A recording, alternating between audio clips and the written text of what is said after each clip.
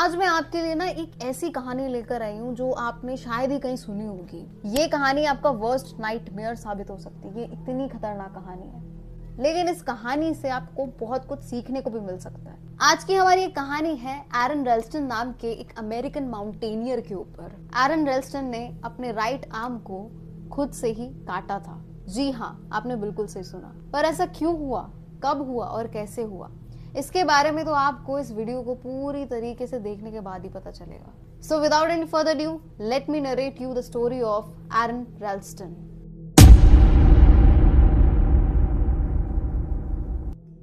आज की हमारी कहानी है साल 2003 की। साल 2003 के 26 अक्टूबर की।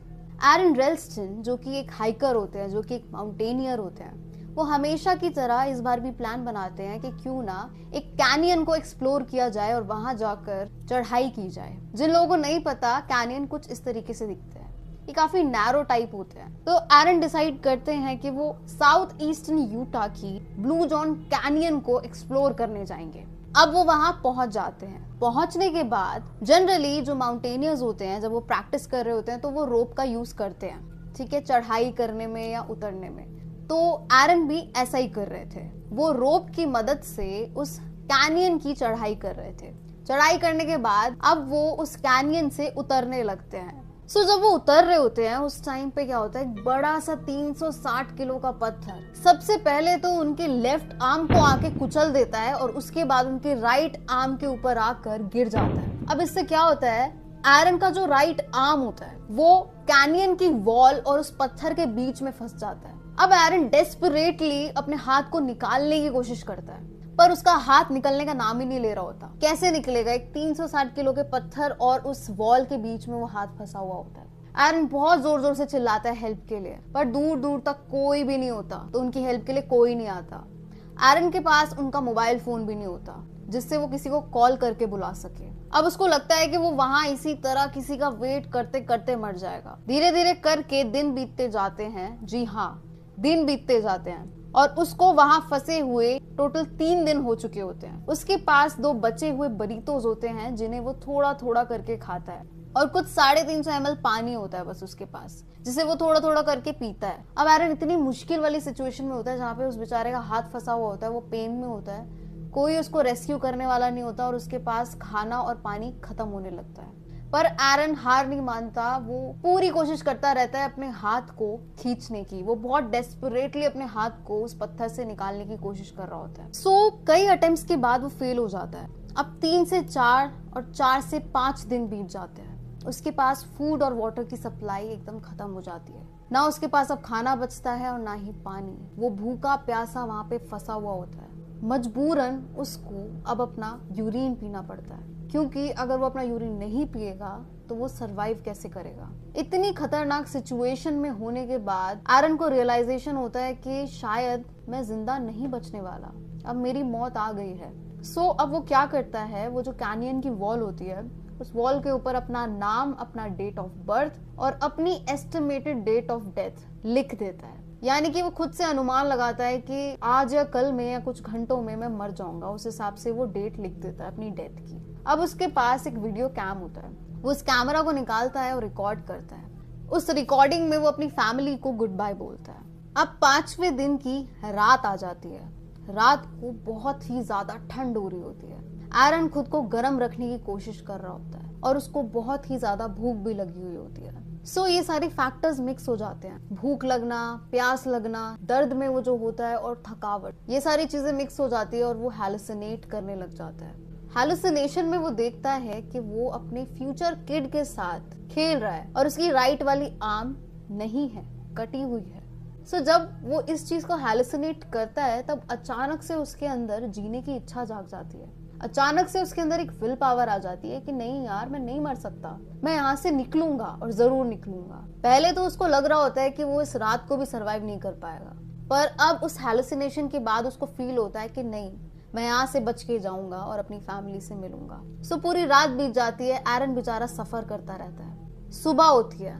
सुबह सुबह जब सनलाइट उस रॉक पर पड़ती है और एरन अपने हाथ की तरफ देखता है तब वो नोटिस करता है कि उसके हाथ में जो ब्लड फ्लो है वो कम हो गया है। उस ब्लड फ्लो के कम होने की वजह से एरन का हाथ डिकम्पोज हो रहा है। ये चीज देख के एकदम से एरन पैनिक करता है और अपने हाथ को डेस्परेटली उखाड़ने की कोशिश करता है।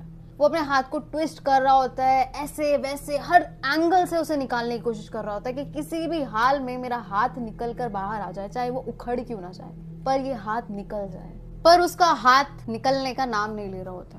अब अचानक से एरन को एक सडन रियलाइजेशन होती है, पर वो रियलाइजेशन काफी ज्यादा खतरनाक नेचर की होती है। एरन रियलाइज करता है कि वो अपने हाथ को काट कर भी तो बाहर निकाल सकता है। अब इस रियलाइजेशन के बाद एरन काम पर लग जाता है। सबसे पहली चीज जो एरन करता है वो ये है कि वो अपने हाथ की radius and ulna bones, hopefully मैं सही प्रोनाउंस कर रही होंगी, इन दोनों बोन्स को क्रैक कर देता है। लिटरली अपने हाथ की दोनों बड़ी बोन्स को तोड़ देता है। ये रेडियस एंड अल्ना बोन्स हमारे फोर आर्म की बड़ी बोन्स होती हैं। देन वो अपने पास पड़े एक मल्टी टूल को यूज करके अपनी आर्म को एम्प्यूट करना शुरू कर देता है। यानी कि उसके पास एक मल्टी टूल होता है। अब ये जो हाइकर्स होते हैं, ये माउंटेनियर्स होते हैं, इनके पास मल्टी टूल्स होते हैं। उन टूल्स को यूज करके वो अपने हाथ को काट रहा होता है। जो पेन होता है वो बहुत ही ज्यादा भयानक होता है, ऐसा पेन जो हम लोग इमेजिन भी नहीं कर सकते। वो उस पेन को एक्सपीरियंस कर रहा होता है। पूरा 1 घंटा लगता है उसको अपने हाथ को अलग करने में।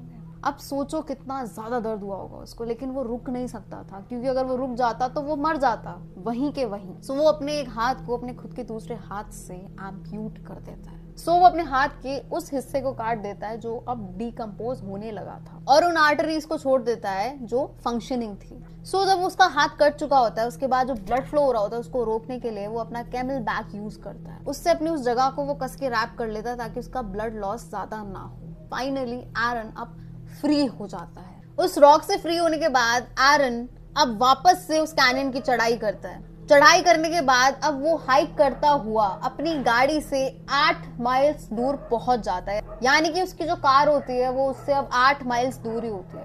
वो अब 2 माइल्स और की दूरी तय कर लेता है, जिसके बाद उसकी कार और उसके बीच का डिस्टेंस सिर्फ 6 माइल्स का रह जाता है। अब 6 माइल्स पर ही एरन को एक फैमिली मिलती है। वो फैमिली एरन की हालत देखकर घबरा जाती है। वो फटाफट से एरन को खाना देती है, पीने को पानी देती है और अथॉरिटीज को कॉल करती है। एरन ने इन 5 दिनों में 18 केजी वेट लॉस कर लिया होता है और 25% ऑफ ब्लड वॉल्यूम उसका कम हो चुका होता है। अब दूसरी तरफ एरन की जो फैमिली होती है वो उसको 5 दिनों से ढूंढ रही होती है, यानी कि पुलिस ऑलरेडी उसको ढूंढने निकली हुई होती है। पर क्योंकि अब वो फैमिली अथॉरिटीज को कॉल कर देती है तो पुलिस सीधा उस कैनियन की तरफ बढ़ती है और एरन के अपने हैंड को एम्प्यूट करने के 4 घंटे बाद वो रेस्क्यू हो जाता है। उसको बेसिकली हेलीकॉप्टर के थ्रू रेस्क्यू किया जाता है और वो फाइनली सरवाइव कर जाता है। आगे जाके एरन ने बताया कि अगर वो अपनी आर्म को पहले ही काट देता तो शायद वो वहीं खून बहने की वजह से मर जाता, और अगर नहीं काटता तो ऐसे ही फंसे फंसे मर जाता, इससे पहले उसे कोई ढूंढता।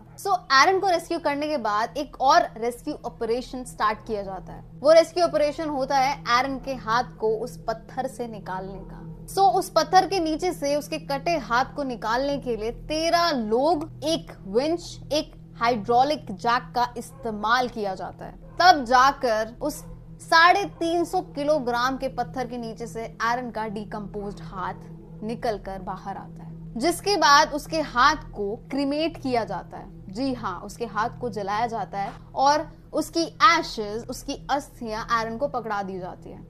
उन एशेज को लेने के 6 महीने के बाद एरन डेटलाइन एनबीसी स्पेशल को फिल्म करने के लिए अपने 28th बर्थडे पर एक कैमरामैन और क्रू के साथ जाता है, उसी सेम जगह जहां पर वो फंसा हुआ था। वहां जाकर वो अपने उस हाथ की एशेज को बिखेर देता है और कहता है कि इसकी सही जगह यही है।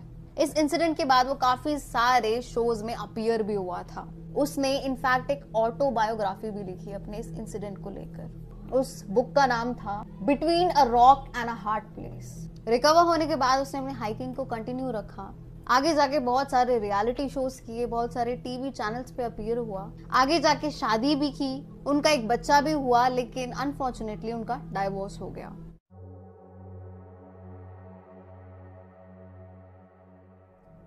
That's it for today. Hopefully आपको आज की कहानी पसंद आई होगी। अगर आपको मेरा कहानी सुनाने का तरीका पसंद आता है मेरे एफर्ट्स अच्छे लगते हैं तो प्लीज़ मेरे इस चैनल को सब्सक्राइब कीजिए, इस वीडियो को लाइक कीजिए, शेयर कीजिए, अपने फ्रेंड्स को भी बताइए मेरे चैनल के बारे में, और कमेंट करके अपनी राय देना मत भूलिएगा। पर प्लीज़ गंदे कमेंट मत कीजिए। मैं देखती हूँ मेरे काफ़ी सारे वीडियोस पे आप लोग मेरे कपड़ों पे कमेंट करते हैं। मैं यहाँ कहानी सुनाने आई हूँ, पर अगर आप मेरे कपड़ों को देखकर जज करोगे तो कैसे काम चलेगा। मुझे पता है इस दुनिया में अलग अलग सोच के लोग हैं, मैं मानती हूँ ये बात, और मुझे पता है मेरे बोलने से कोई रुकेगा नहीं, पर किसी के ऊपर ऐसे गलत कमेंट्स करना आपके अंदर की खुद की इनसिक्योरिटी को दर्शाता है। अगर आप मेरे कपड़ों के ऊपर और मेरे ऊपर गलत कमेंट्स कर रहे हो तो इसका मतलब ये नहीं है कि मुझ में कोई कमी है। इससे पता चलता है कि कुछ लोगों की सोच सच में आगे नहीं बढ़ी है, अभी भी उसी पुराने जमाने की सोच में लोग अटके हुए हैं, और ये बहुत दुख की बात है। सो यार, मिलते हैं हमारी नेक्स्ट स्टोरी में। Till then, thank you so much and bye bye.